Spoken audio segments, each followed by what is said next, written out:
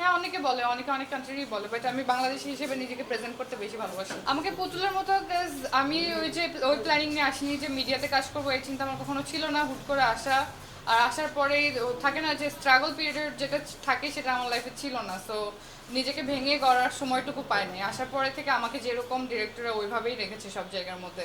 So ভাঙার সুযোগটাও পাইনি, আর acting ওই যে বললাম খুব একটা পারি না। সো ভেঙে যে ওইভাবে অ্যাক্টিং করতে হলে লং টাইমের দরকার, তো সময়টা পাওয়া হয় নাই। ইনশাল্লাহ ট্রাই করবো ভালো কোনো গল্প পেলে। অ্যাক্টিং, না, অ্যাক্টিং যে পারে সে সব ক্যারেক্টারই পারে। এখন মেকআপের উপর ডিপেন্ড করে একটা ক্যারেক্টার, আসলে যে একটা ক্যারেক্টারে একটা মেকআপ দিলে আমার চেহারাটা চেঞ্জ হয়ে যাবে, আমার অ্যাক্টিংয়ের ক্যারেক্টারটাও চেঞ্জ হয়ে যাবে, কিন্তু অ্যাক্টিং তো আমার হাতে। সো আমার আসলে অ্যাক্টিংটা শেখা দরকার। হ্যাঁ, অনেকে বলে, অনেকে অনেক কান্ট্রিরই বলে, বাট আমি বাংলাদেশি হিসেবে নিজেকে প্রেজেন্ট করতে বেশি ভালোবাসি, বিকজ আমি বাংলাদেশি। না, আমার ক্যারিয়ারের শুরুতে হচ্ছে একটা টিভিসি সময় আমাকে বিদেশি বলে প্রেজেন্ট করা হয়েছিল, বাট আই ওয়াজ বাংলাদেশি। তারপর একটা ড্রামাও করেছি নোয়াখালীতে, ফরেন বউ, এখানেও ফরেনার হিসেবে প্রেজেন্ট করেছে। মানুষ দেখলাম যে পছন্দও করেছে, অনেকে ভেবেছে আসলে আমি ফরেনার, আমি বাংলা জানি না।